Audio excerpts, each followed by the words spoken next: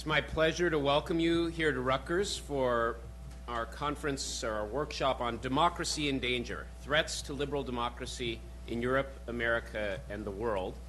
And I'm pleased to welcome you on behalf of the Center for European Studies here at Rutgers, of which I am the interim director this year, and also on behalf of the Department of Political Science, where I'm a professor and who's the department's a co-sponsor of this event, and on behalf of the GAIA Centers of Rutgers, which is another co-sponsor generously helping to support this event. And I'm really excited for the day because I think we brought together a group of people to discuss a theme that, of course, very much in the news and in public debates right now, threats to liberal democracy around the world.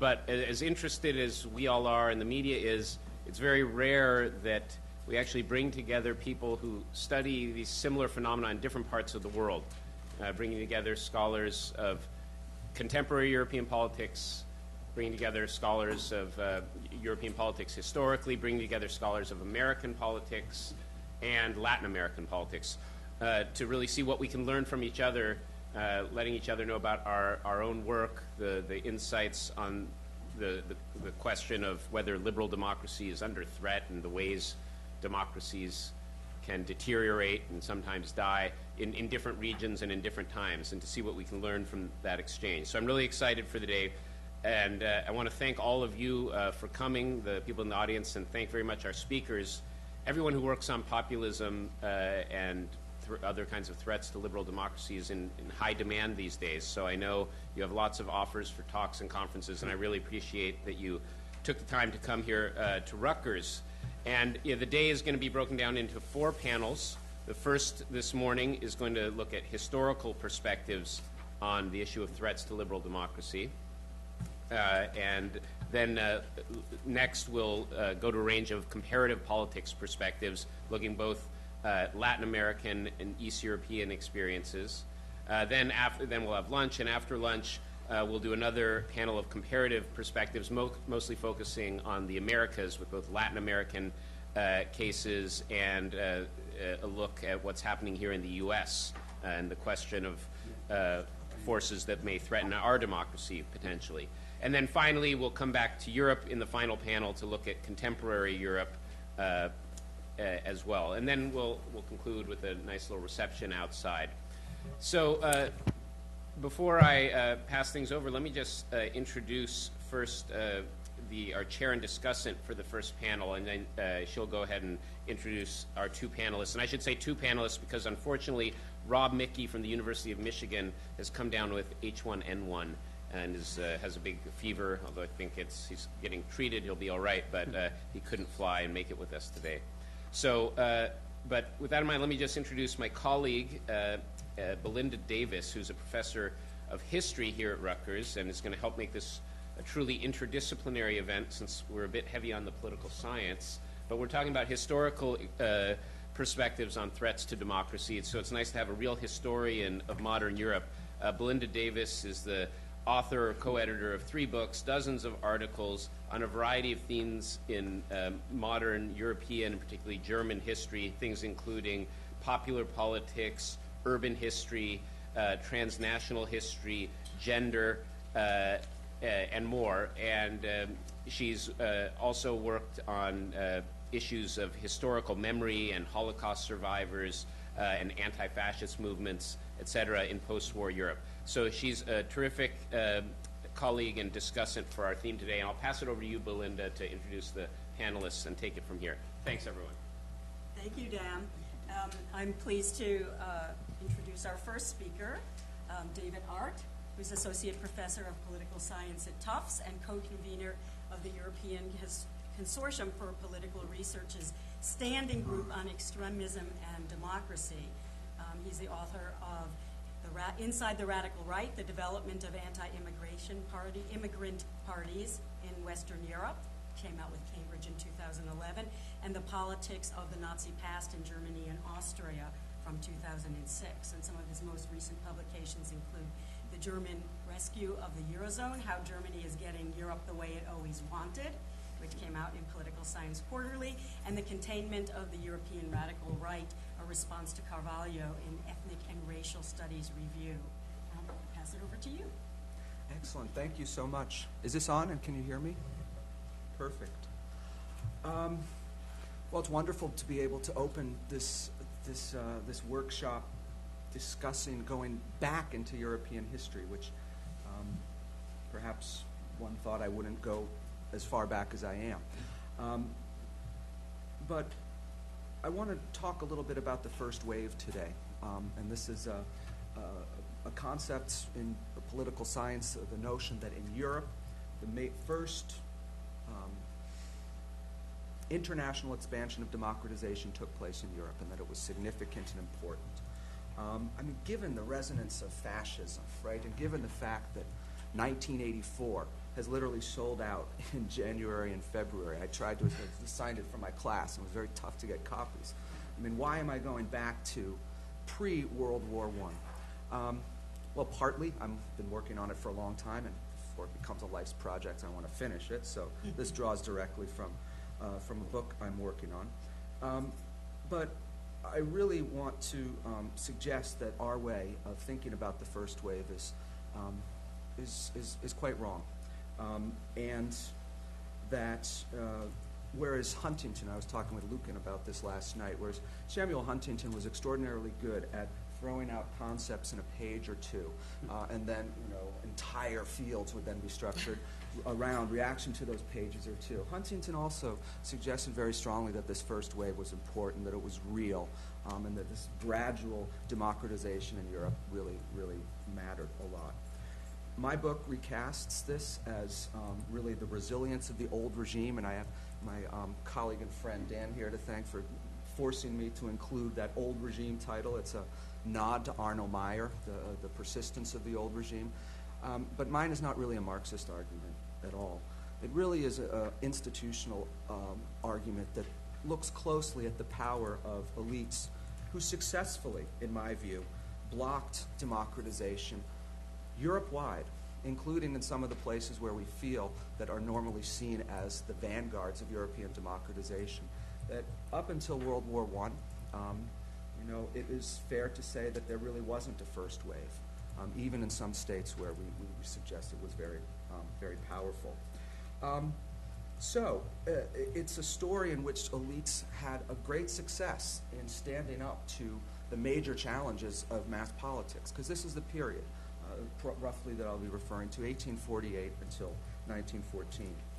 And I just want to talk about two cases, given my lack of time. Even though that Nikki dropped out, I won't take all of his time. I'll take some of it, but not all of it. In looking at this first wave, so to speak, through a different lens. And that lens has certainly been conditioned by the way we think about regime type and comparative politics over the last 10 to 15 years. And some of the people in this room have been important in that development. But the thinking about regimes as democratic or not in this dichotomous way really structured research on the first wave for a long period of time. And clearly, I don't think that that's the right way to think about it. So what I want to suggest in the next 30 or odd minutes, or 15, is that competitive authoritarianism, this is a term that is important in comparative politics right now, was in fact born in Europe. The origins of it lie there. The origins lie in the Second Empire of Louis Napoleon Bonaparte and picked up by Bismarck. And I think that we get some important analytical leverage and some lessons from looking at these cases. I mean, first, I think theoretically, it's helpful, and maybe Lucan will have a reaction to this, to have other cases of competitive authoritarianism. One of the criticisms of this, this regime type is that it's time constrained, right? Why does it need to be? Why can we not look at mass politics in Europe in this period? And I think we find some really important cases of this. Second, and this is the really biggest lesson, and this is the message here, looking at the first wave through the frame of enduring authoritarianism allows us to see really the power of competitive authoritarianism to exist as a stable equilibrium for long periods of time, and not to revert into outright authoritarianism, and not to fall back, and not to lead toward full democratization. In fact, looking at my arguments in the chapter here very briefly is that neither the Second Empire of Louis Napoleon Bonaparte, 1851 to 1870, nor Wilhelmine Germany collapsed under their own weights of indigenous domestic processes. No, it was war that eventually led to democratization in both, and both really suggest that competitive authoritarianism can be worked out and can exist for long periods of time, unfortunately. Right? So that's the big lesson to emerge from it. Now, part of this project is really, and here's my nod to historians and to historiography in general. You know, I don't think that political scientists in general, my colleague Dan Ziblatt, absolutely excluded from this, have done a very good job of, well, not only going deeply into historical context and archival work, but just the basic point about recognizing historiography as a field and that there are going to be multiple competing narratives of the past. Most comparative historical analysis takes facts from wherever and almost just like Rankian facts that exist out there in history, and that you could pull seamlessly from maybe a Marxist historian, from a deeply neoconservative, that all of these things somehow go together. And in most work in political science, and certainly on the first wave, there's no discussion, right, of these real different historiographical traditions and how the material you're drawing upon influences your argument. For me, I mean, one point in the book is that a lot of our theories of the first wave were built essentially on unreformed Whig history, which saw the progression of democracy written by people who wanted it to happen and who were ideologically invested in that way of viewing the British past. So Dahl, I think, and others really took, if you look at the Eckstein and others in the 50s or 60s, modernization theory and Whig history went very close together. Now, recently, there's been a lot of literature on the threat of revolution as a major causal factor, as a new way of thinking about the first wave and the European past. And this argument, too, draws on a specific historiography. And here it's very much Marxist. It's very much social factors lead to revolutionary situations, which then puts pressure on elites. So, I mean, economists who you wouldn't think, Dan's former colleagues, Asimoglu and Robinson, are only the best known, are kind of drawing on a very different historiographic strain. So this is important because there are different, whenever one goes into European history, right, particularly German and French, you have layers upon layers of historiography over every major significant period. The Second Empire is no different, nor is obviously Wilhelmine Germany. So just a couple minutes on the Second Empire and what it tells us about competitive authoritarianism. It was a very improbable rise. All right, who could have predicted that Louis Napoleon Bonaparte, not even his own family, thought that his attempt to come to power and then become emperor of France was going to succeed? Yet it did. Okay. And the way in which this period is treated in French historiography, it's come in different ways, right? The first reaction, the first major literature about this period saw it as deeply authoritarian and a forerunner of fascism, right? A lot of the Marxist historiography saw Bonapartism, in part because Engels and Marx wrote specifically about it, right, through this lens. Then there is a historiographical trend that saw it as a modernizing dictatorship with, in fact, some important features of that were not particularly Marxist, all right, but they highlighted the role of business and the role of other social sectors in preserving the regime. Now, recently, there's been one could call it a revisionist historiography of the Second Empire, which claims that it was in that empire that democratic practices were born, and that's what allowed French democracy in the Third Republic to flourish. Philip Nord and Sudhir Hazara Singh have made this argument, and here it's not dissimilar to arguments about Wilhelmine Germany that I'll get to in a bit. So what's the case for looking at the Second Empire as a competitive authoritarian regime? Elections, right? This was universal suffrage. That's a feature of the Male suffrage. universal male suffrage. Thank you. And by the way, universal male suffrage everywhere, and this is a part of the first wave that often goes, unnoticed, everywhere, right? Except in Norway, Finland, a couple of other places. Universal male suffrage, right? But elections occurred, and the regime cared about the outcome of the elections to a very great degree. These were not for show. The regime invested a lot of resources into getting the outcomes it wanted. The opposition existed and had access to the media and could win elections. And the threat of them winning was enough that the regime really did care about it. So meeting a lot of the requirements, all right, for the definition of competitive authoritarianism or hybrid regime. There was repression, okay, and in some ways, Louis Napoleon Bonaparte created the first police state in Europe. But this was not the repression along the lines that we later see in Germany or elsewhere. Some of the features that went on in this 20 years, there were official candidates for office. And while this was a practice that existed before in France and other places, it's fair to say that Bonaparte transformed this. And he decided that, in fact, I'm going to build a political party based on this model of official candidature.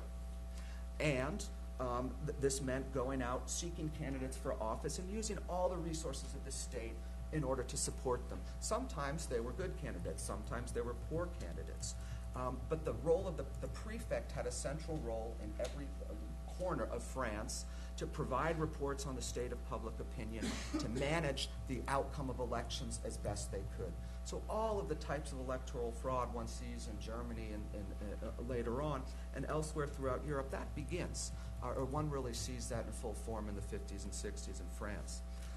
There was a policy of a balanced press, and this is interesting, in that so as to allow opposition groups to have a say, but also to, in a way, defang them.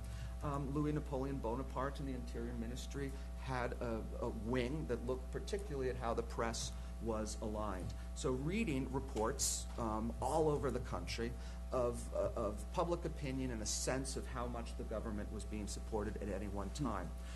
Also, but this was not balanced completely because the government closed medias that it found went too far, like to have opposition outlets that didn't attack the fundamentals of this regime, all right, so there's a lot of co-optation going on there, but also would have state advertisements that they would give to certain government-friendly outlets. They would have all sorts of deposits schemes in order to fund a paper. I mean, all of the things that we think about in media manipulation today, we see in the 1850s and 1860s in France. So that menu of competitive authoritarianism has existed for a long time. The creation, though, of the Bonapartist Party was really fascinating. It was the first hegemonic political party that I can think of. One that there was a deliberate construction by the state to create a party that would go out and do not just well in elections, but would get supermajorities. And here I think the work of Beatriz Magaloni on Mexico is really, I see it when I'm looking at Bonapartist France. The goal of Bonapartism was to create such a show of force that the opposition would find it futile, right? It was to create such a momentum in the population that opposition parties would, and their voters would see the vote as wasted. And in that it was largely successful in a lot of ways. But this was a deliberate construction, investment in party institutions, right? And this is, at least for me, a big part of the explanation about why this regime endured. Now, I mentioned before there are different views of the Second Empire. One historiography sees it as sort of relentlessly authoritarian. Another sees it as opening up space for liberal democracy later on. So historians who look at the Second Empire divide it into two periods. The 1850s, absolute reaction. The 1860s, liberalization to some extent. And this is true, all right? Louis Napoleon Bonaparte did introduce liberal reforms. He liked to talk, he liked the word liberal, so he used it a lot in his, and what he actually meant by it was never entirely clear. But some historians have seen in this period really, the argument that Huntington would make, that the halfway house cannot stand, that once you begin to liberalize, then that creates, incentives for all sorts of other demands that the state be rolled back. It didn't, though, right? And why is this a case of stable authoritarianism? After 20 years of these reforms, looking at the state of the opposition, yes, they had grown in many elections. The Republicans, and not so much the monarchists, but the Republicans as the major opposition to Bonapartism were growing stronger. So there's a case for that in this period. At the same time, right, when I look at the case more closely, particularly 1866 to 1870, what I see is strong signs of an incredibly stable regime. One that was stable enough that Louis Napoleon Bonaparte went out and held a plebiscite on the liberal empire and won it handily, and goes to the opposition and essentially says, well, he says this literally, I'm back to my old score, right? He's very happy that he's reproduced the massive electoral tallies that he did in 1851. So he's a plebiscite on a regime which has some trappings of democracy, but it's roundly approved by the French population. This new constitution, by the way, is Bismarckian in the sense in that the empire retains full power over extremely important issues.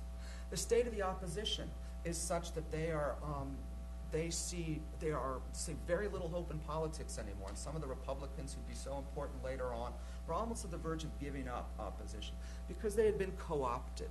All right, and this is another key point of competitive authoritarian regimes. Over a long enough period of time, even Republican diehards like Olivier, all right, or some others, became parts of the regime itself, right?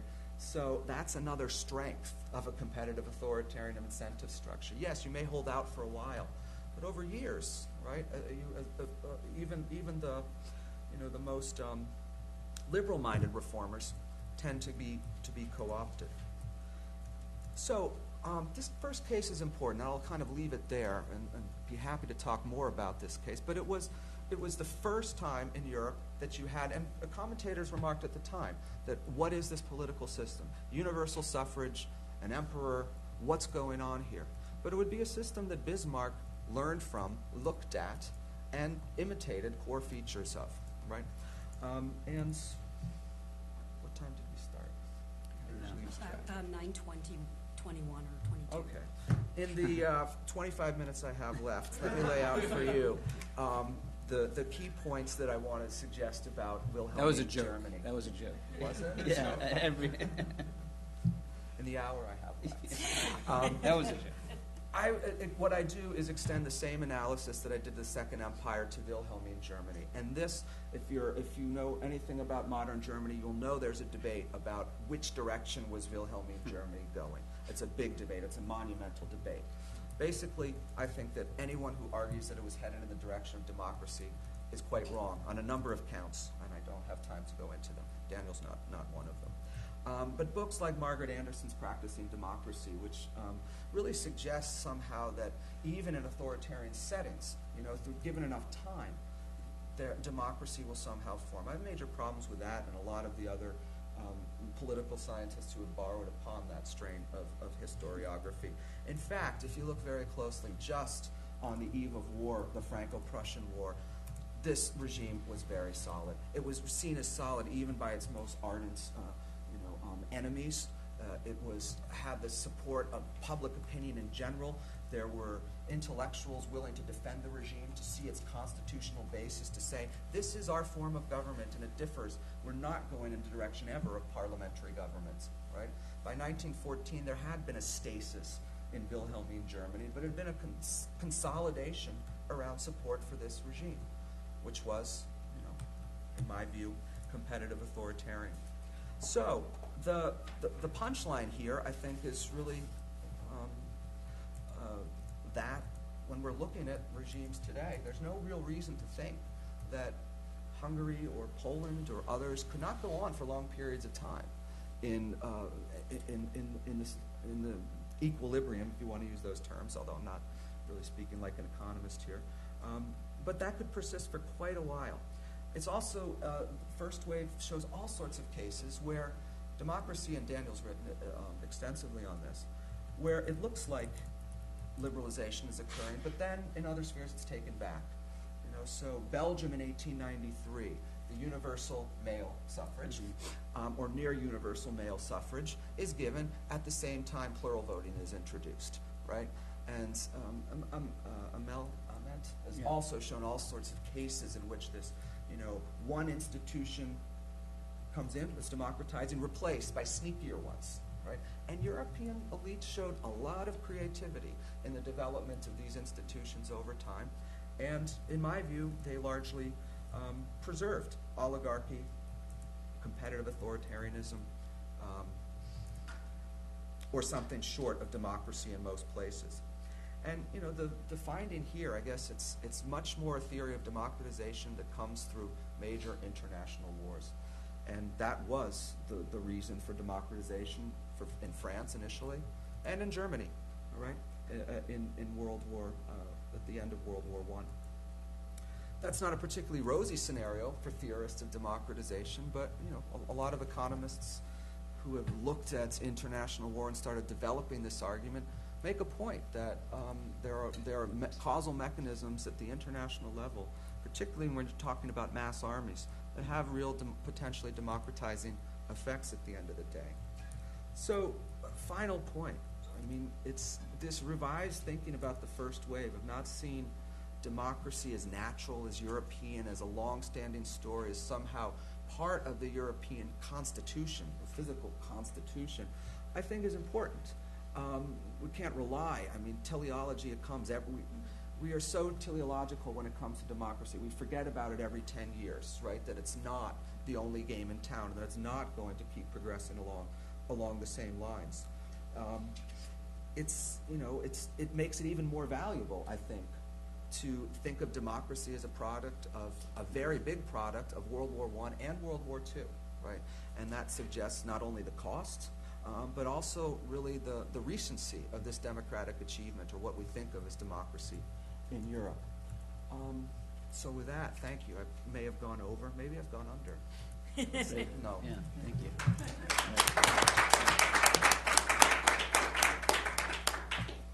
Thank you, David.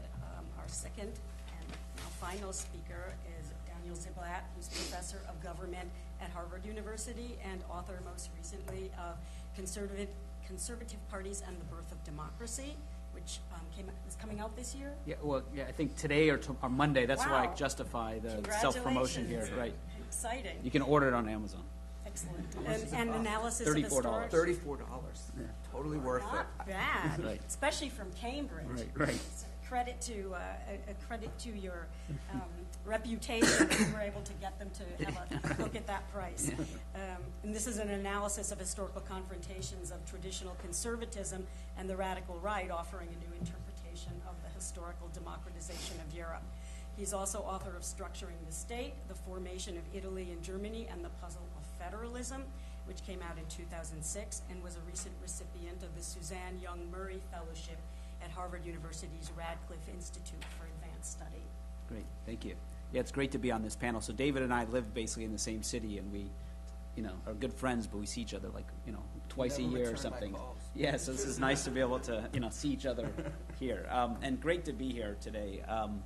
It's very exciting to have all these people gather together, and so I'm really happy to talk. So what I'm going to do is, I just have finished writing this book, and it's coming out, and I've spent a long time working on it. And this may be overblown, but I kind of have the feeling. When I began this, it was, I was deep in the first wave of democracy, thinking, people, why do you study this? And I sort of have this feeling. I heard the story about this guy who studied butterflies his whole life in Britain, and migration patterns of butterflies, and he was in basic research at its best. There was no, why do you study this? Oh, it's just interesting. And then it turned out it was like a key piece of evidence in the UN climate, change report, because butterflies were flying further north during the summer or something. So this was, it's a nice kind of instance of where sometimes you might think, why do scientists study these obscure things, but at some key point they suddenly become useful. Often they don't, but sometimes they do. And I think in some ways all of us who have studied there was a period where studying Eastern Europe was a kind of great, as communism collapsed, but then there was a kind of interlude, and European politics as well was sort of off the agenda and off the public attention, but suddenly, there's this attention to this, and so it's just interesting how, knowledge becomes relevant at different points. And so I have a bit of a feeling with this project. So what I want to do today is just kind of elaborate some implications of my argument. The argument's very historical, and I do all the things David tells us we should do, look at use archives and so on. But I'm going to today talk more about the implications for the themes of this conference. And so these are not explicit in the book, the points I'm going to make today, but I think kind of can draw out of the historical experience and what my historical research tells me about the topic of today's workshop.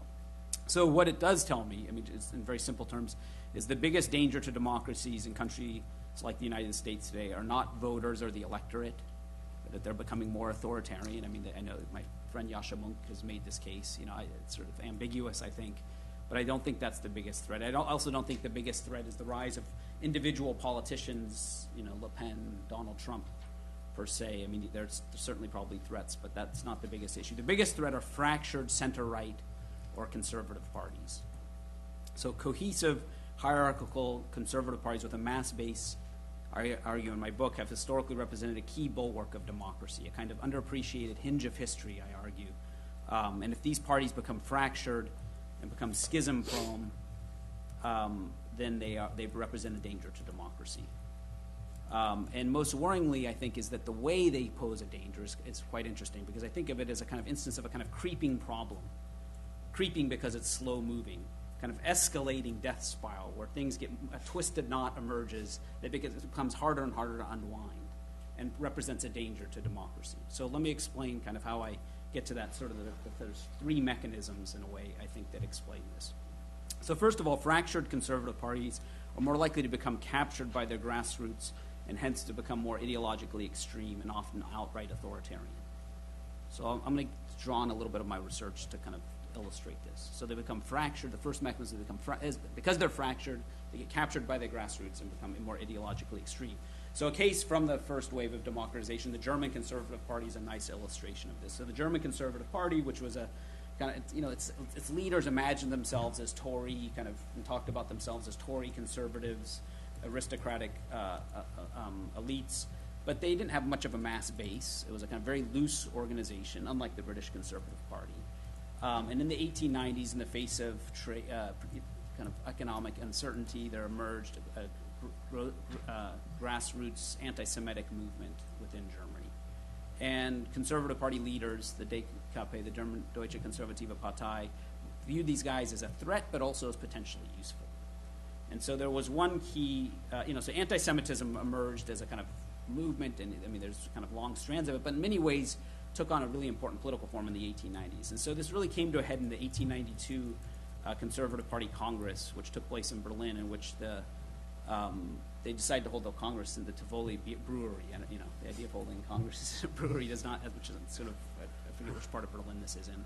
So the point, though, at this party Congress, where they were supposed to approve a party platform that included in it, introduced by the party leaders, to condemn anti-Semitism. And a lot of the party leaders didn't even show up, because they sort of didn't want to be bothered with it. There was no kind of, it was very under-institutionalized kind of setting, so there was nobody checking IDs at the door. So all of the anti-Semitic grouping, these kind of much more working-class, middle-class groupings came in. There was this guy, Adolf Stocker, who was a Protestant minister who kind of led the charge. They showed up at the event. They voted down this proposal and introduced another proposal, including an anti-Semitic plank in the platform. And this was, in fact, included. And this was a kind of rebellion of the grassroots where, for the first time in German history, a major political party included an anti-Semitic plank in its platform. So this was an instance of a failure of political leadership, a failure of organization, in which the grassroots rebelled. So that's one instance of how the grassroots can overtake a fractured, and I would argue organizationally weak. And I could elaborate more what exactly I mean by that part. Another instance in the interwar years, 1924 to 1928, the same political party, now renamed, and the DNVP, the Deutsche Nationalvolkspartei, was again sort of thought of itself, or its leaders thought of themselves as the kind of center-right pole to the Social Democrats, or they hoped that they would emerge as that. And in the 24 to 28 period, they were the largest, after the SPD, the largest party in Weimar Germany. They were interested in passing laws. They wanted to, in principle, they rejected the Weimar Republic, but they were very active in politics and trying to pass law and appeal to their economic kind of groups that they represented. But what happened was the party had a downturn in its electoral. It was still a very loosely organized party. It had a downturn in election share in 1928, and there was a rebellion by the grassroots against the party leaders. And the party was really controlled at the grassroots. There were these local associations, which if in the party statute, one way of knowing how much power the grassroots has, if you look at the party statute, how are party leaders selected? And in the party statute, the grassroots had, if they had a majority of the votes for the party leader. And so in this case, in 1928, what happened is Alfred Hugenberg, who was a media mogul, who owned movie theaters, newspapers, right-wing newspapers, a German wire service that provided right-wing news to all the local newspapers, had been funding these local associations, which were often quite poor, and had himself selected by these same local associations that he had been funding to take over the party. And they ejected the party leader, and Hugenberg was a much more radical right-wing political. He was a complete outsider, had never held political office before, and he was now suddenly the head of the DNVP, and you had a complete right turn of this party that had been grudgingly been participating in politics. So the aim in these guys' terms, actually, in their own terms, was to capture the party, and that's exactly what they did. So here's two instances where a weak party, I would argue a weak party, and I provide more evidence of why these are weak parties, organizationally weak parties. They're subject to the grassroots in a Huntingtonian sense, a kind of under-institutionalized kind of parties. Yeah, right. And this leads to radicalization and increased norm breaking and increased authoritarian language and an unwillingness to participate in the democratic game. So that's step one. So step two of how a fractured conservative party is a danger is the fractured and now radicalized center-right party contributes to institutional dysfunction and stalemate. So I'll use again the example of Weimar Germany to illustrate this. So the radicalized right that's kind of gradually radicalizing creates dysfunction, which in turn invites unconstrained executive intervention in politics. So let me explain how this works. So in Weimar Germany, what happened after 1928 is this party radicalized and it became really a non-player in the political system, had declining vote shares, and it was not doing particularly well. In some ways, it's puzzling that he was trying to move the party to the right, but Hugenberg was aware of the rise of Nazism and was sort of trying to get into that space. But what ended up happening was by March 1930, and if you know Weimar history, this is a key turning point in Weimar history. After March 1930, there was no alternative to the largest party. The socialists had been the largest party up till March 1930, but you no longer had a viable majority in the parliament. And so what happened was the president began to rule by appointing chancellors. So first Brüning, von Papen, Schleicher, these guys to rule without parliamentary majorities. And the idea was that we don't want socialists to run things, but there is no alternative to the socialists except to rule by emergency, essentially by this kind of chancellor democracy, which was not really democracy at all. And so you had chancellors appointed directly by the president. And this is the beginning of the end of the Weimar Republic. And so it's the stalemate and institutional dysfunction of, first the radicalization of the right leads to kind of stalemate and dysfunction, which then invites unconstrained executive interventions. This sort of begins to sound familiar. Politicians even are tempted to intervene in some ways that sort of undermine potentially the Constitution or change the Constitution in practice in order to get things done. And the root of this, I think, is a radicalized right party. A third point through which fractured and radicalized center-right parties can matter, it's kind of the third stage of this, is that cohesive center-right parties can serve as effective gatekeepers to lock out authoritarian or demagogic leaders out of the mainstream by keeping them off the top of party tickets, refusing to endorse or align with them, whereas fractured, hollowed-out center-right parties cannot serve the same gatekeeping role. So the question is, who selects the candidate to run at the top of your ticket? So a key point here is that would-be demagogues exist in all political systems, including the U.S. I was just looking at some old Gallup poll data from the 1930s, in which I read Plot Against America. And if you've read that, Charles Lindbergh is portrayed as the threat to democracy. There was there was public Gallup poll on attitudes towards Charles Lindbergh. People were 30% of Americans thought that Charles Lindbergh had favorability. Father Coughlin, the radical, right radio personality, Catholic conservative radio personality, had 30 million weekly listeners on his radio show in the 1930s. 10,000 letters a day flowed into him. So in other words, these are guys who were potential demagogues who were there, but they were not in positions of power. Philip Roth had to invent this scenario where the guy got into power. Joseph McCarthy, according to Gallup poll, 30% of Americans had favorable views, or 50% had favorable views of Joseph McCarthy at the peak of his popularity. 30% of Americans had a favorable view of George Wallace. So the point is, demagogues always exist. They can muster a lot of popular support, but their rise to power, to positions of political power, is far from inevitable. What really matters is how do mainstream parties cope with these guys?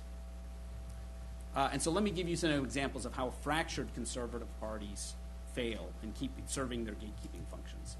So in Italy, 1921-22, the Liberal Party was in crisis, and the Liberal Party was kind of mainstream party, I guess officially not a conservative party, but a mainstream establishment party led by Giletti, elder statesman, and facing this kind of energetic 38-year-old Mussolini leading this movement, he decided to include the fascists on the party list of the Liberal Party, granting the fascists some credibility.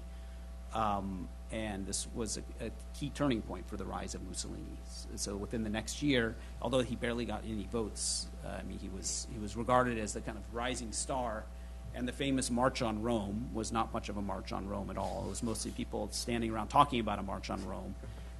And as there was unrest throughout the country, the king invited Mussolini to come see him. He took an overnight. The March on Rome was an overnight train ride on Mussolini, in which he arrived and wearing black bowler hat, black jacket, and a black shirt, met with the king, and the king offered him the prime ministership. So it was a way in which there was an abdication of the mainstream parties and a kind of mainstreaming of an extremist authoritarian. Similar story unfolded in Germany in 1928 through 1933, in which Hugenberg, the guy I had described before, after taking control of the center-right party, the conservative party, decided he wanted to tap into some of the energy of the Nazi party. And so they did two things. One, they sponsored a joint referendum, a national referendum, with the Nazis it was this kind of crazy, the referendum proposal failed, which was referendum to punish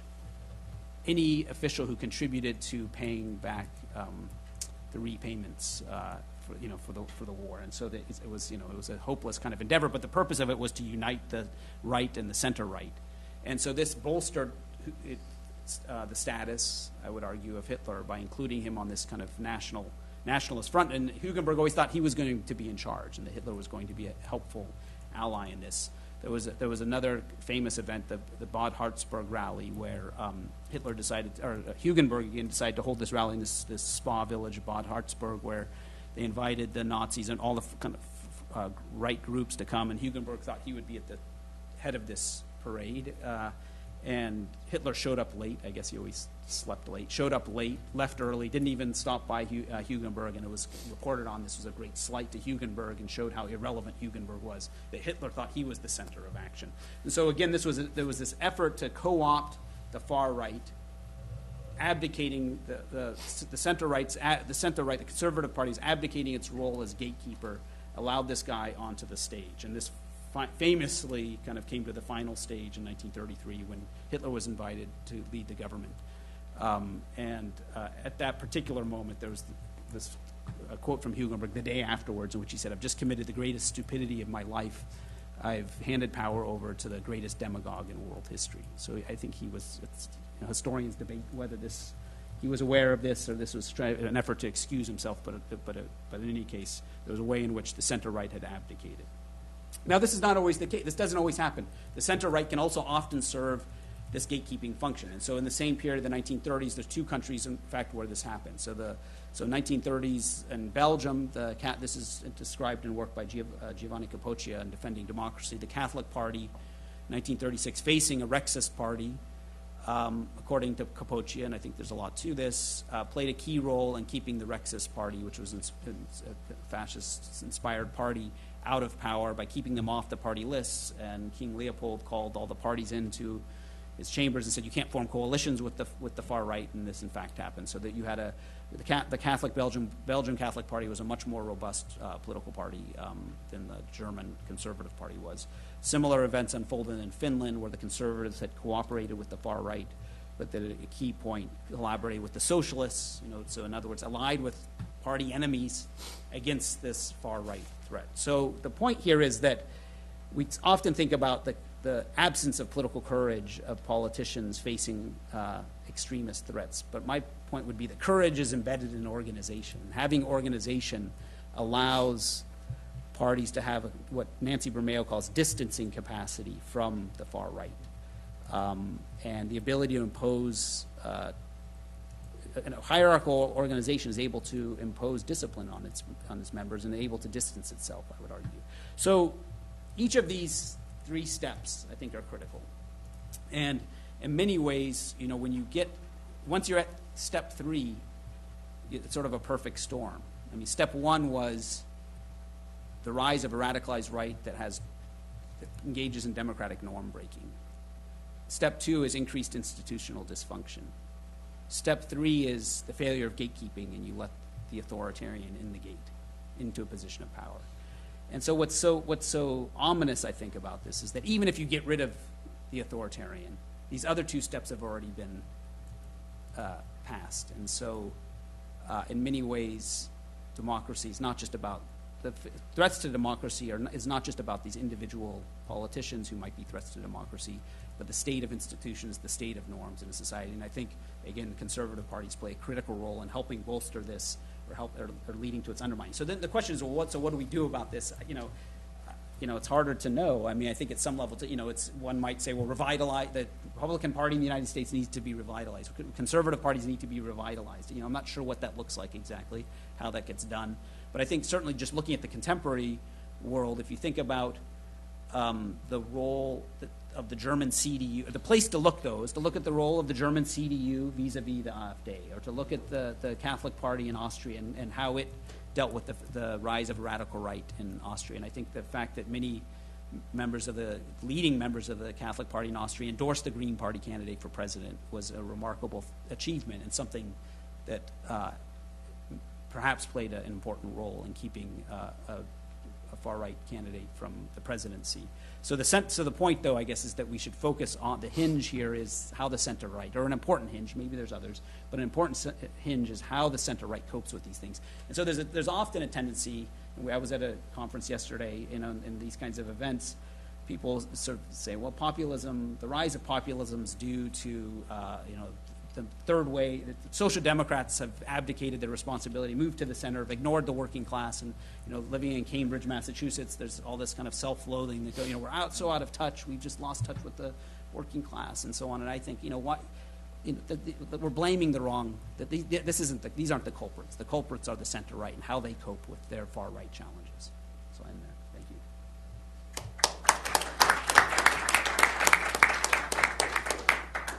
Thanks to you both for these really stimulating and quite important presentations. As an historian, I was really excited to hear them. I was excited for one thing, because, in terms of the attention to historiography and to history, in a really serious way. I think there's not enough interaction between historians and political scientists, and to offer really heartening examples from one direction of challenging the divide. I think I completely agree with the note that the concept that there's nothing ineluctable to challenge from within, competitive authoritarians, and there's certainly no binaries between a democratic state and a non-democratic state. I mean, I think it's clear that there has not and there has not yet existed any kind of pure democracy anywhere. We have a certain kind of model of liberal parliamentary democracy that we tend to hold up as the best existing example we've come across so far. And defending that has lots to be said for that, then alluding, I'll get to later, to Daniel's presentation. But I think, I should say, I'm doing this on the fly, Absolutely, as all the respondents will be doing today. But you guys made it very easy with your really wonderful presentations. So in the way the question is exactly, how the question of a bulwark for the in the interest of the stability of existing liberal parliamentary regimes, and even and at the same time the notion of the ways in which these competitive authoritarian regimes contain elements absolutely require forms of legitimacy as a piece of modern politics and are not somehow divisible by any absolute measure from real democracies. And certainly historically we've got any number of examples of popular support precisely for authoritarian leadership, this sense of cutting through the red tape, bringing, shaking things up to bring something new, finally doing what I want done, which of course, doesn't necessarily always work. But there are certainly many people who like the idea of a strong leader. There are also people, populists who make sorts of claims, for example, for anti-Semitism and so on, that we don't really like and we don't want them in power. Certainly, I'm just thinking about the Tivoli platform, which wound up with the plank of anti-Semitism. Of course, the one reason that the conservative leadership was not especially was concerned in principle to put this down was because it was anti-Semitism was associated with non-respectability. Of course, why some of the leadership wasn't there is another question. But there's no sense that there was any particular moral imperative against anti-Semitism, but it had more to do, arguably, with this idea that wasn't respectable. It didn't fit in with the notion of a stable system in which they maintain their place, as opposed to these kind of rabble-rousers from whatever political direction, right? And this notion of the March on Rome as being what it was, I think raises this really important issue of the narratives that create their own realities. And here I think Bill Sewell, a historian and political scientist and sociologist, offers one really interesting example in his discussion, for example, of the French Revolution and this hinge moment of the so-called taking of the Bastille as this revolutionary moment of the Bastille, and how that was a narrative created after the fact that then in turn produced its own realities. On the one hand, the degree to which modernity itself is based on these kinds of narratives, like the ineluctable move toward democratization, and those sorts of Whiggish modernization kinds of ideas are certainly well transcended and seen as part of an historical period. But in the same way, the notion that any of these kinds of narratives produce their own realities is really especially important, it seems to me, to keep track of and to think about in the present, because the idea of writing these histories of the present and drawing on certain tellings of history to make people believe certain things seems to be very much what's at play in the present, which is part of why we're all here today. But in terms of this notion of time and directionality, I think as both of you are suggesting, and here especially David, breaking free of those kinds of ideas seems to me to be really critical in not falling into the same traps that we're trying to challenge in our material, including historical material. And here I would actually just question whether Peggy Anderson was actually making an argument about given enough time. I think she wasn't necessarily suggesting by my reading that there was any sense that the transforming structure suggested that the Kaiserreich would necessarily be overthrown, nor that there was actually any necessity for transformation within the existing.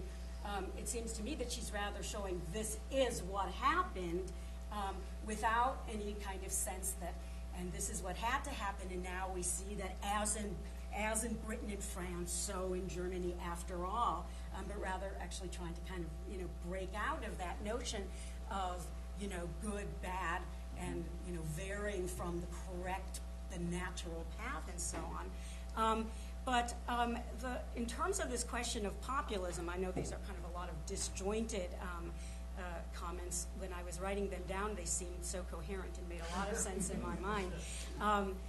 But I guess the coherence came rather from the presentations than from my responses. But the one thing I kind of worry about in both of your very compelling papers is that we not come out with an idea that norm breaking is somehow necessarily bad, and that conversely, maintaining the stability of existing democratic states, or even actually existing democracy, in other words, or even the effort to work to maintain democratic practices as they exist within competitive authoritarianisms, that this sense of creating these bulwarks against populism not be allowed to prevent the possibility of our own entertaining of the important new ideas that rabble-rousers can be bringing, and that we not get too wed ourselves to the notion that, say, parliamentary democracies and political parties and political organizations in their current forms grown out of the terms of modernity, that those not become stuck in our heads as the appropriate and singular modes of democracy, and that we somehow find ways to balance in our views of trying to protect what we like in the present forms against those who might seem ignorant and just working against forces of stability in a way that seems purely destructive rather than in our own eyes, that we keep open the idea that there's nothing natural even about our current system of political parties and political organization generally, and that in the desire to defend what we like about the present, that we not kind of lose the baby with the bathwater. And I think, for example, of many cases, like, for example, West Germany in the 1970s, which in its fervor to protect the fragile but reforming and liberalizing democracy, created this, a police state and instituted practices of guilt by association in order to protect against this notion of those who would seem to be so interested in overthrowing this, this burgeoning but still fragile democracy. You mean the Red Army? I mean the Red Army, but I actually mean far more broadly, Yeah. since the RAF was used as an excuse to basically tar the entire APA, the entire movement of those looking at alternative and extra-parliamentary political organization and political opposition, I should say, parliamentary opposition, that basically, there's a real effort to tar everyone with the same brush as a means to preventing this kind of protest from below. And I think it's just as incumbent upon us to not only observe the ways in which all kinds of politics from above have been effective surprisingly or otherwise, in protecting existing democratic norms, but also be open to the ways in which politics from below, remains a really important thing and often comes with the seeds of future possibilities that could be even better. So I'll leave it in that, unless either of you want to, want to comment on that, or we can move it up otherwise. First. Thank you. So I really enjoyed the papers, but I was just thinking as you were talking, David, about the institutional approach. You mentioned 1893 Belgium. So we have 1812 in Spain. We have universal, we have suffrage, national sovereignty, we have land reform, we have constitutional monarchy. So I wonder if you might want to reflect a little bit on that, why that was an incubator for democratic change.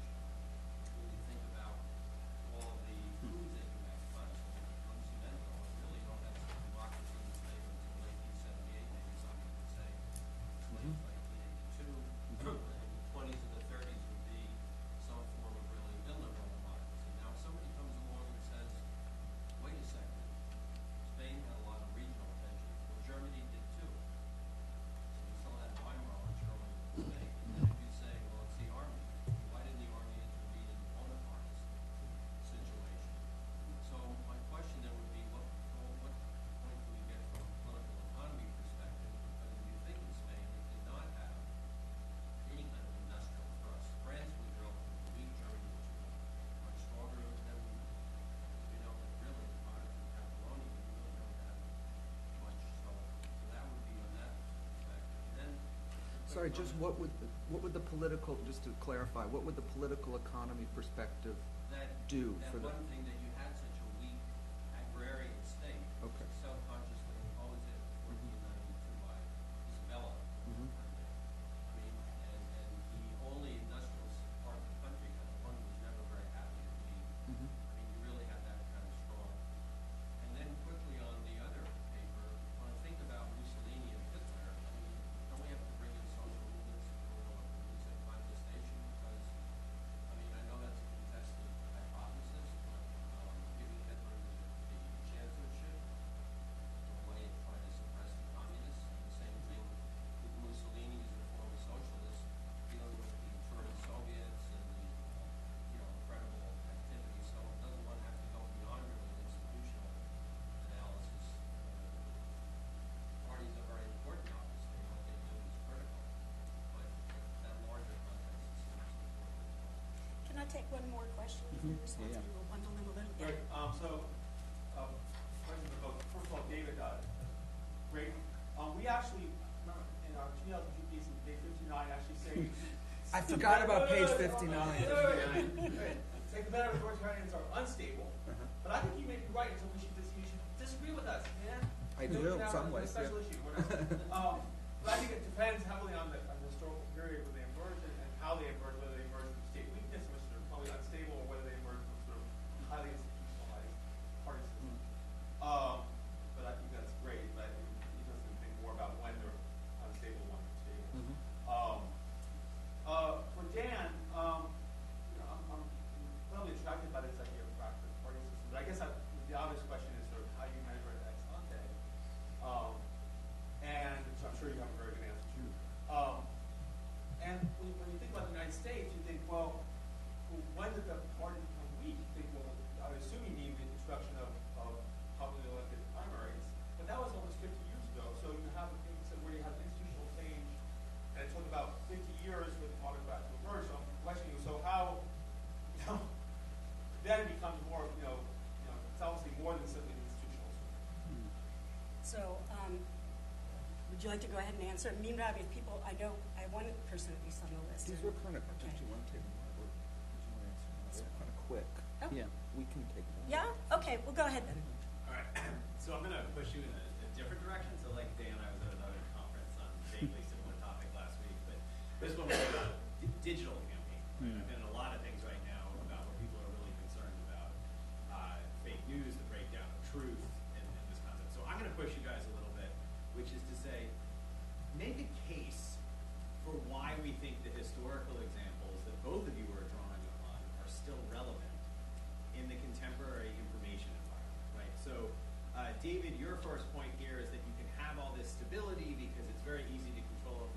institutions, but we now have this situation where organizational, it's a lot easier for people to organize independent of the state anyway, right? So does that change the validity of the historical examples? And Daniel, the question here about the sort of, grassroots versus weak organization versus strong organization, again, is there something fundamentally different today about the information environment that, again, makes it possible for people to amplify messages outside of the control of these mainstream, right? Like let's say Bannon's deposed tomorrow, right? In the 1800s, Bannon being deposed tomorrow means Bannon's out.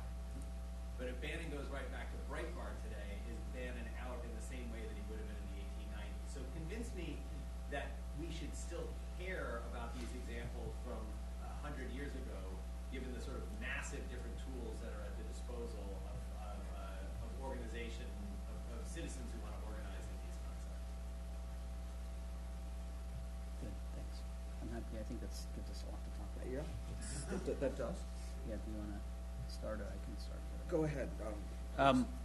Well, maybe I'll start with the, thank you for the comments, and also the kind of provocation that, I sound like a real elitist. So I think, Well, your point was what- no, and I well think taken. it's it's an interesting point. So I want to talk about that. I think actually I can, use Josh to answer Lucan in some ways, because. Yeah, no, but it's really true, because I think so. I'm not I don't study American politics, but my sense of why. So the second part of your question is, why has this happened to the Republican Party? What was the first? I'm sorry, the first part of your question was. How do you measure? Yeah. Okay. Right. Yeah. So I have very specific indicators and so on, and evidence for my cases. Yeah. But just to, the way I think about what a strong organization is, it has several dimensions. One.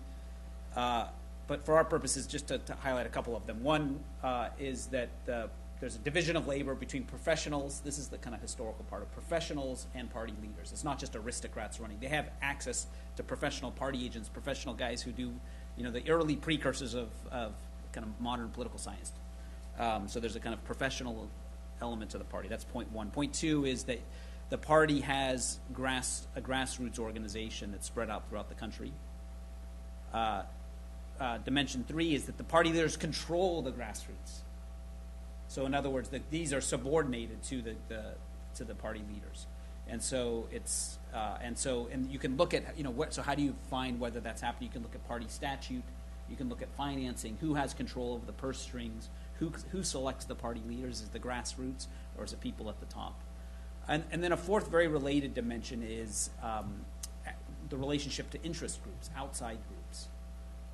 And do the party leaders control the outside interest groups and found the outside interest groups, or are things running the other way? So is power running the other way? And again, you can look at financing, organizational overlap of who the people are, who is occupying leadership positions in the interest groups versus the party. So the British Conservatives set up their own mass or membership organization, and they ran the show. And this was a kind of non-party organization, but mobilized voters. Whereas in Germany, the Agrarian League, an agricultural pressure group, wrote all of the legislation for the German Conservatives, because the German Conservative Party itself didn't have the expertise to do this. So these are the dimensions of what counts as a strong party. So it's sort of a bit like embedded autonomy, this concept where you have an autonomous act, you have mass organization, but the leaders control the mass organization. That's kind of the. Okay, so on the second point, so I think it's been this is I think the thing that people should be studying. My sense of it is that it's a gradual process. We had this idea that the invisible primary, that party insiders shape things entirely, but it turns out that was not so accurate recently. But I think this is only so that the indicator that this is. A gradual process. If you look, and this is something that I've been sort of in the process of collecting data on, who ran for the Republican nomination for president, and if you look at who the people are and the number of people running, you have a lowering of the bar. At some point, in the good old days, it was all senators and governors, and then you sort of gradually get this proliferation of kind of wackos running, and you can kind of count the number of wackos, and wackos being people who have no political experience, complete outsiders. Herman Cain, Pizza King, running for president, there's Trump. Trump is only the last one of these. So there's some way in which the candidate selection process is out of the control of the party leaders. Even not only the selection process, but who's even running. And so what's driving this? I don't know. I mean, I think this is where media then becomes relevant. Media changes in media structures. With the rise of more and more billionaires, rising economic inequality. If every guy has his own billionaire backer, then you can run an insurgency campaign to try to win the candidate. And so there's something about this. So actually, I think the Philip Roth novel, again, I don't know if people have read this, is actually very instructive here, because the way that Roth, it's fiction, right? But the way that Roth says that Lindbergh gets the nomination is he says that Lindbergh, there's backroom deals being struck, and when the backroom deals broke apart, it didn't work. Then Lindbergh comes in. But the point is the backroom deals used to work. So I'm a big fan of the smoke-filled backroom. I think this is how parties should select their nominees. Yeah, right. So that, but I think you keep these guys out of power. That's sort of the point. And I think so. It's driven by media. So in terms of the question about media, I think that's a variable. I don't think it's not a scope condition. It's a variable. Father Coughlin and access to radio, Hugenberg.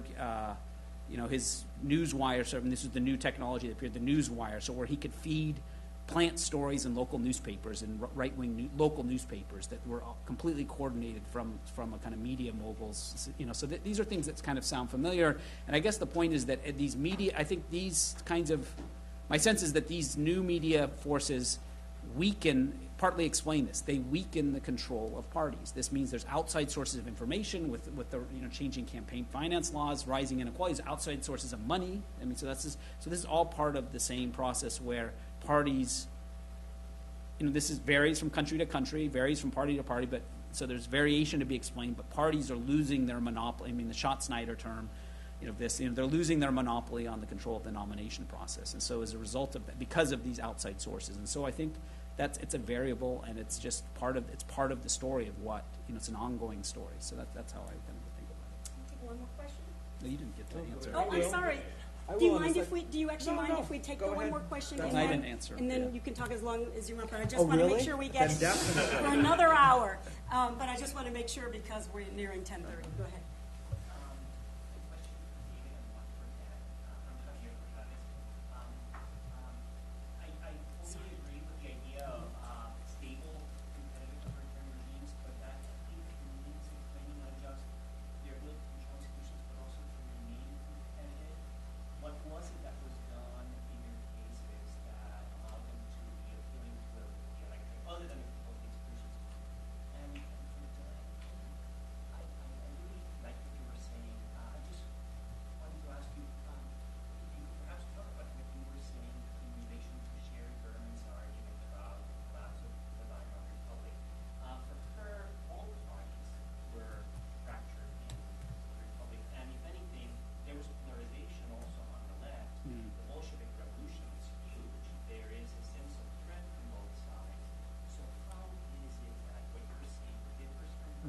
idea that it was a situation of all parties undergoing some form of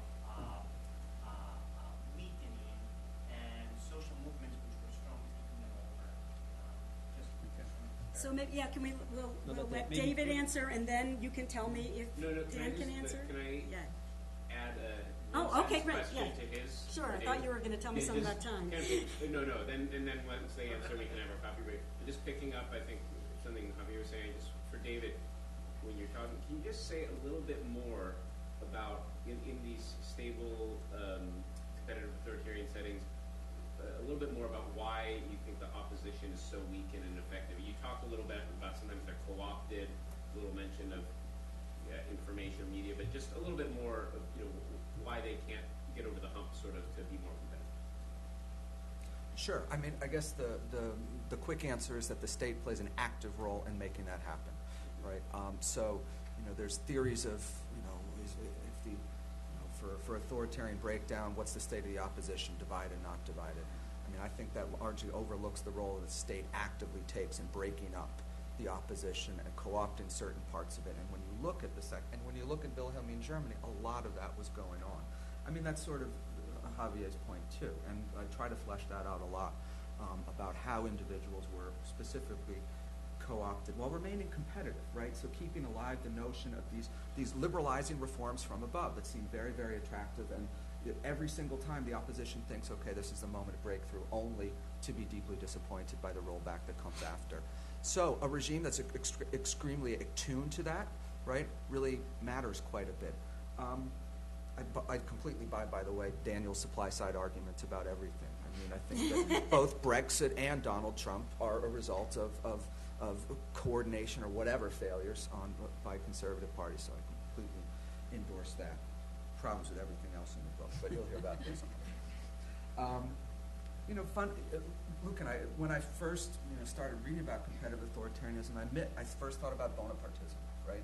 And that was, as a Europeanist, maybe I was like, And I thought why about not? Wilhelm in Germany. I mean, I agree with Yeah. that. I mean, So why not look there, right? And I guess we don't disagree. I mean, maybe about the stability, but it's important to really But we suggest. can pretend to disagree, and then, That's fine. I have lots of frenemies around the world with various things. But since we don't agree, let's save that. The point about Spain, and I admit to really leaving Spain and Portugal and Greece out of the book to way to an extent that I should. Part of it is there doesn't seem to be a basic disagreement about how democratic Spain was in 1914. I mean, it was 1814. 1814, but also up to 1914, which is the period that I'm looking at. Spain in 1812. I mean, the point 1812. is part of the interest in the Second Empire, I mean, is that you do have this massive rural constituency that Bonaparte appeals to. And it's like the present-day Thaksin Sinawats, right? I mean, really running up these huge scores in rural areas deliberately. But then you have the case of, obviously, Germany, right, which is the most modernizing. So you see, competitive authoritarianism being able to take place. I think it is in fact, much more of a default political regime type over the course of particularly the last couple of centuries, than we've given it credit for. So why does Peggy Anderson matter? I guess, or her argument, I read it differently. I read it, the first 200 pages of that book, essentially saying how much, or how authoritarian, and how much election manipulation and rigging was going on. And then the second 100 pages trying to make the case that there was significant change. I do think she says at points, this is the way Germany was going, this was happening. And my beef with that is it rests on a lot of pieces of evidence, like the 1903 introduction of the secret ballot, which is like for her this critical watershed, ignoring the failure of reform that Daniel has written about so much. Right? So I actually do think that it matters in the sense that when Sherry Berman, good friend, great scholar, draws on only the revisionist, only Blackburn and Ely, right, and claims that this is in fact how we think about German. That's not how I think about it, right? And I'm not sure that's how in another 10 or 20 years, if Peggy Anderson's argument is really going to stand. I don't think it's going to stand up to Hans Ulrich Wehler's, right, of the pseudo-democratic regime. That is looking to me, and John Rawls, more and more like the correct interpretation. So I'm kind of calling things. I struggle with contemporary relevance too, Josh. That's why I like to have, projects that. Everyone kept saying, so great to have history and political Yeah. science. Well, but clearly, I mean, as everyone knows, we do it all the time, and it's there. So can you, have? I would be fine if people didn't run cross-national quantitative analysis and use, pre-1914 as cases as if they were indistinguishable. The polity data is terrible, right? I mean, polity, if you look at 1914, Italy is like, almost it doesn't make any sense given what, my knowledge of European regimes. But people do it all the time, right? So first and foremost, that's there. Now, but more importantly, I think, why I became interested in this is in the backdrop of looking at democratic slippage elsewhere. The similarity in the strategies is striking, even given the technological change, right? I mean, and I'm going to punt on social media probably just because it's the right thing to do. But I mean, I'm not persuaded by claims that it's fundamentally changed either in individual incentives, the basic structure of organization, or even some of the more fundamental elements of power. But what I see is in the Second Empire and in Wilhelmine Germany is the same sort of legal, threatening to sue that's, populists and far right use all the time. Literally the same strategies. Okay, maybe the terms are slightly different, but it's the same thing, right? Hasn't changed fundamentally. I mean, look, we can't look at the first wave of globalization either, right, and think somehow that because there weren't derivatives or because there wasn't all this stuff that is really radically different, right? But that's my view as not as being a sort of, even going to MIT, being a non-technological determinist, thinking that it just sort of replaces things. It's not a great answer to your question. Can I just give a more vigorous one? I think Rigorous. That, vigorous. And I meant just, vigorous. unfortunately, just quickly. Oh if you yeah, can, okay. But because just because Steve Fish is one of my former professors and a good friend and so on. But he wrote this book in 1993, Democracy from Scratch in Russia, and then in 2000 had to write a second book called Democracy Derailed. And I think the benefit of a historical view is that you can actually you could write one book, and look at long run patterns, and that that itself is a phenomena, a long run pattern. Yeah, so that's. But I was trying. Yeah. There was David in particular. You had a punchline at the end where you said and that's what I was looking at my notes. The major takeaway is the way you get the democratic change is following major wars. And so that was sort of, and that was the kind of question here was like, does the information environment today change what we should take away from your talk in terms of that conclusion? And Daniel, your part about media being a variable. Yeah, I was just pushing you guys because I wanted to hear what you would say. I'm very agreeable. There's lots of similarities, lots of things we learn. But I do think the interesting thing about media, and we have parts of talks we give about social media and protests. We go through the printing press and all this sort of stuff. Like you can make these great, these great connections. The one thing that's fundamentally different, I do think about the Father Coughlin radio shows and the fake news, and that's a great example, and I think lots of people would be really interested in that, is the vertical connection versus the horizontal. And everything else you talked about there, Father Coughlin, that's still top down, and there is this vertical thing going on now. So that's what horizontal. Sorry, the horizontal as opposed to just the vertical. And I wonder how much that changes, especially when you want to talk about the grassroots and the ability of the elite, the standing elite, to lock the grassroots out. But that's why we should be more worried. That's why parties are more threatened, I think, than ever. Yeah. So, but I have answers, but we're over time, so. Do you want just 1 minute, maybe? Okay, yeah, if you give it to him, Dan says we can have 1 more minute. Okay. Okay, last minute, then we got Well, I just think, this ties together a couple of the things. I just think that it's true that the party system was fractionalized and so on, but it was a result of a long run process. And to come back to your point, the reason I'm less worried about, maybe I'm just a partisan. I'm less worried about left wing grassroots than I am of right wing grassroots. And so I think I just think that the left wing activists are always more extreme ideologically on the left and on the right. Left-wing activists tend to be not, there's some exceptions, but at least in the U.S. context, have been more democratic. Right-wing activists are greater threats to democracy, and the right has been a greater threat to democratic stability. And so, there's going to be people who disagree with that. But so as a result of that, I'm more concerned about whether the right can serve its gatekeeping functions. I'm more worried about, the right-wing equivalents to Bernie Sanders than I am of Bernie Sanders as a threat to democracy. But the question America is, needs to hold on. Yeah, right. but the question is also whether the gatekeeping at the top is the primary way to prevent the things that we don't like in populism and democracy. Thank you very much Thank you. to speakers. Thank you, guys.